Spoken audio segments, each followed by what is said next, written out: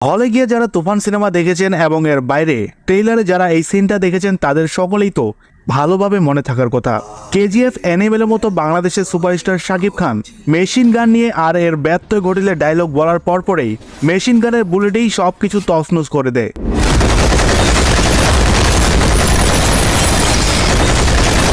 এই সিনটাতেই হাজার হাজার দর্শকদের শাকিব খান মুগ্ধ করেছে। কিন্তু কিভাবে শুটিং হয়েছিল এই সিনটার? সম্প্রতি এই সিনটির একটি শুটিং ভিডিও ভাইরাল হয় সোশ্যাল মিডিয়ায়।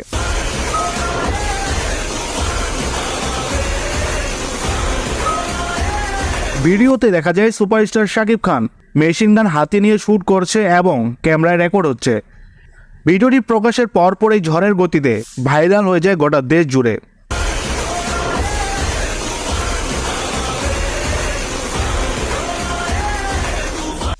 সো ভিউয়ার্স, ভিডিওটি ভালো লাগলে লাইক করে কেমন লেগেছে কমেন্ট বক্সে জানিয়ে